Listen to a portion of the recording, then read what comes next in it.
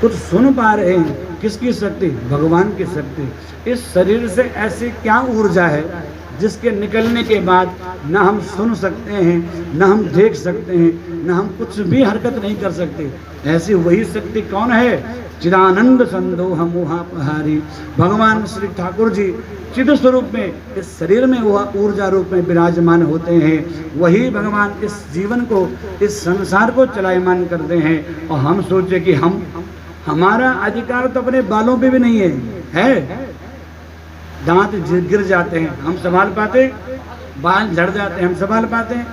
चाहे कितना लगा लो, लेकिन तब भी वो संभलते। आंख से देखना बंद हो जाता है, हम क्या करते हैं? चश्मे लगाए।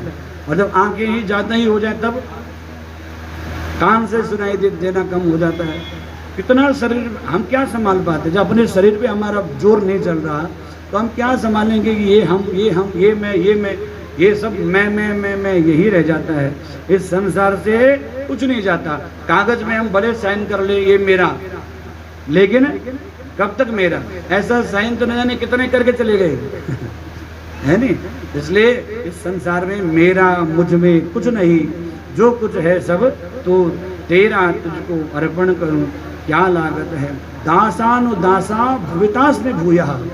क्या होना चाहिए? बोले प्रभु हम तो कंकड़ हैं।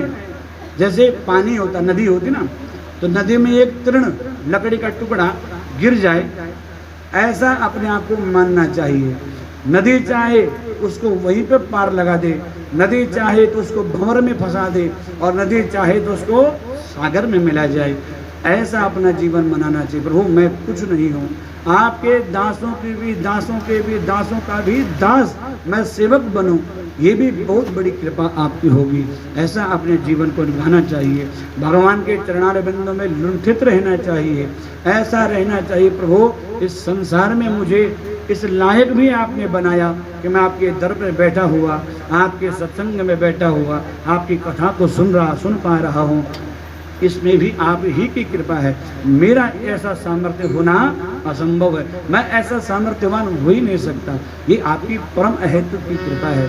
जो कुछ प्राप्त है उसको भगवत अर्पण कर दो, फिर अभिमान खत्म हो जाएगा। जब अभिमान नहीं रहेगा तो फिर भगवान प्रसन्न हो जाते हैं और भगवान की प्राप्ति हो जाती है।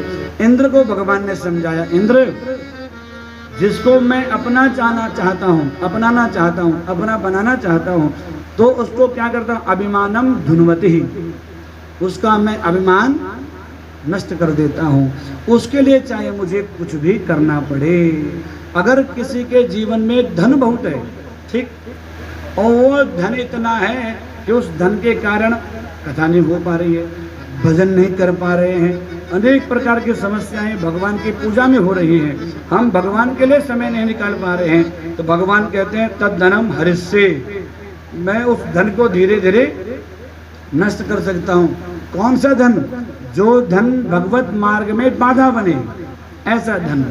कोई ऐसी पद प्रतिष्ठा हमको प्राप्त है जिस पद प्रतिष्ठा के कारण हमको भगवान का भजन करने का समय नहीं लग रहा है, तो भगवान कहते हैं हरिष्ये तद धनम, उस धन प्रतिष्ठा को भी मैं हरण कर देता हूँ। कौन सा? जो पद प्रतिष्ठा प्राप्त होने के बाद हम भगवान के मार्ग पर न चल पाए, वो पद प्रतिष्ठा ही भगवान के मार्ग पर बाधा बन जाए, तो ऐसी पद प्रतिष्ठा का क्या करना। इसलिए जो कुछ हमारे पास है, अच्छी पद प्रतिष्ठा है, धन है, संपत्ति है, सुंदर समाज है, जो कुछ प्राप्त है विशेषता, उसको भगवान से जोड़ के रखना चाहिए। धन है तो खूब भगवत भजन करो, खूब भगवान के अनेक प्रकार से सत्कर्म करो, पुण्य करो, दान करो, ये सब कार्य करने चाहिए। क्यों? क्योंकि हमको धन मिला ही भगवान के भजन के लिए है, भजन की भगवान की पद प्रतिष्ठा के लिए है।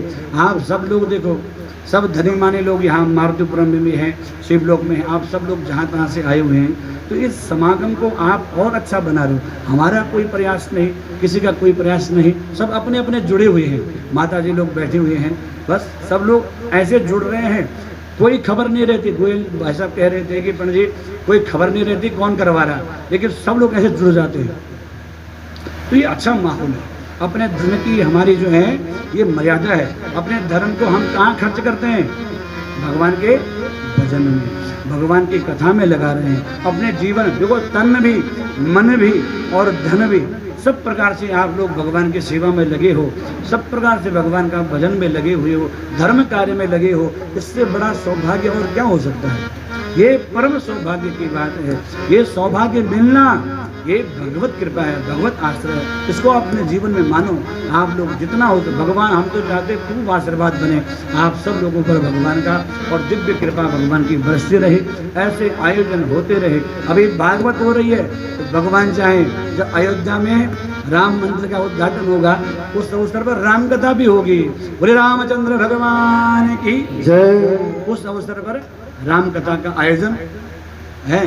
माता जी लोगों के सानिध्य में, सब लोगों के बीच में इस मंदिर प्रांगण में हो, ऐसा हमारा बहुत अनुग्रह है, आग्रह है आप सब लोगों से। और भगवान ऐसी कृपा अवश्य करेंगे, ऐसी छत्र छाया भगवान श्री मुक्तेश्वर महादेव की बने रहे। कई लोग कह रहे थे, तो हमने कहा भगवान चाहें तो सब कुछ करा सकते हैं, सब सुलभ है। ऐसे धनीमान लोग, सब लोग यहाँ पर विराजमान है, और भगवान खूब भक्ति बढ़ाए, खूब अनुग्रह करे आप सब पर। तो ये धन का, पद का, प्रतिष्ठा का जो भी स्वरूप हमको प्राप्त है वो भगवान की कृपा से प्राप्त है, ऐसे मानना चाहिए। इंद्र को कहा, इंद्र मैं तुम्हें अपना बनाना चाहता हूँ, इसलिए मैंने तुम्हारा जो अभिमान है वो नष्ट किया।